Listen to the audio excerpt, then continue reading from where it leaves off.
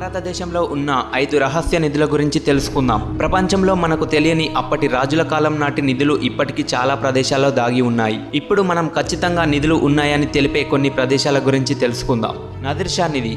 నాదిర్ షా అనే పర్షియన్ రాజు మన భారతదేశానికి 1739వ సంవత్సరంలో 50,000 మంది సైన్యంతో వచ్చి సుమారు అనేక మందిని హతమార్చి టన్నుల కొద్ది బంగారాన్ని వజ్రాలను దోచుకున్నాడు. వీటన్నింటిని తాను ఏర్పాటు చేసుకున్న అతిపెద్ద భారీ వాహనాలలో తన దేశానికి తరలిస్తుండగా దారి మధ్యలో అహ్మద్ షా అనే రాజు నాదిర్ షాను చంపి అక్కడి నిధి మొత్తాన్ని దక్కించుకున్నాడు. ఆ తర్వాత ఈ నిధి మొత్తాన్ని హిందూ కుష్ పర్వతాల మధ్యలో దాచి ఉంచాడు. ఆ తర్వాత కొన్ని సంవత్సరాల తర్వాత అనారోగ్య కారణంగా చనిపోయాడు. అప్పటి నుంచి ఆ నిధి పర్వతాల మధ్యలో అక్కడే ఉండిపోయింది. ఇప్పటికీ ఈ నిధి ఎవరికీ దొరకలేదు. రెండవది అనంత పద్మనాభ స్వామి ఆలయ నిధి. కేరళలోని తిరువనంతపురంలో అనంత పద్మనాభ స్వామి ఆలయం ఉంది. ఈ ఆలయంలో భూగర్భాల్లో 6 గదులున్నాయి. వీటిలో 2 గదులను కొన్ని వందల సంవత్సరాల నుంచి తెరవలేదు. 2011వ సంవత్సరంలో ఒక గదిని తెరిచారు.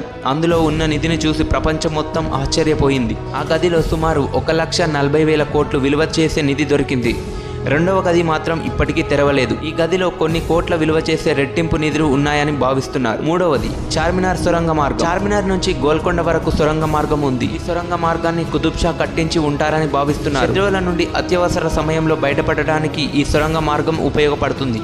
ఈ సొరంగంలో ఉన్న అనేక గదుల్లో నిధులున్నాయని చాలా మంది భావిస్తున్నారు. నాలుగవది గ్రోస్వెనియర్ షిప్. బ్రిటిష్ కాలంలో ఈస్ట్ ఇండియా కంపెనీ వారు ఈ నౌకలో భారీ నిధి, బంగారం మరియు వజ్రాలు చెన్నై, మద్రాసు నుండి ఇంగ్లాండ్ వరకు తీసుకువెళ్లేటప్పుడు మార్గ మధ్యంలో సౌత్ ఆఫ్రికా వద్ద కనిపించకుండా పోయింది.